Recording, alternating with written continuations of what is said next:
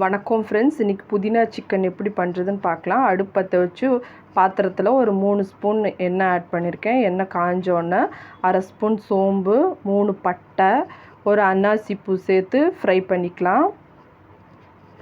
ஒரு பெரிய வெங்காயத்தை நீளமாக கட் பண்ணி வச்சுருக்கேன், அதையும் இதோடு ஆட் பண்ணிவிட்டு நல்லா வதக்கிக்கலாம், லைட் ப்ரௌன் கலர் வர வரைக்கும். 2 தக்காளியை நீளமாக கட் பண்ணி இதோடு சேர்த்துக்கிறேன், இதையும் நல்லா வதக்கிக்கலாம். தக்காளி நல்லா வதங்கிருச்சு.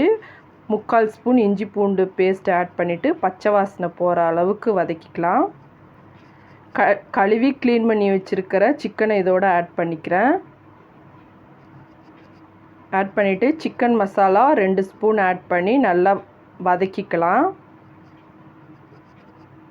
ஒரு மூடி போட்டு ஒரு 5 நிமிஷம் வேக விட்டுறலாம். 5 நிமிஷம் ஆயிடுச்சு, ஓப்பன் பண்ணி பார்க்கலாம். பாருங்கள், லைட்டாக தண்ணி விட்டுருக்கு. தேவையான அளவு உப்பு ஆட் பண்ணிவிட்டு இதில் 1 டம்ளர் தண்ணி ஆட் பண்ணி திரும்பவும் வேக வச்சிடலாம் மூடி போட்டு. மிக்ஸி ஜார் எடுத்திருக்கேன், இதில் 1 கைப்பிடி அளவு புதினா, கொஞ்சமாக மல்லி இலை, 1 பச்சை மிளகா, 2 ஸ்பூன் தயிர் ஆட் பண்ணி நல்லா மைய அரைச்சி எடுத்துக்கலாம்.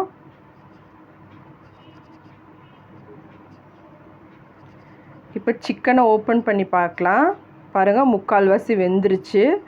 இதில் நம்ம அரைச்சி வச்சுருக்க இந்த பேஸ்ட் ஆட் பண்ணிக்கலாம். ஆட் பண்ணிவிட்டு லைட்டாக கிளறிட்டு மூடி போட்டு மூடி வேக வச்சிடலாம் ஒரு 10 நிமிஷத்துக்கு. இப்போது ஓப்பன் பண்ணி பார்க்கலாம். பாருங்கள், நல்லா வெந்து எண்ணெயெல்லாம் பிரிஞ்சு வந்திருக்கு.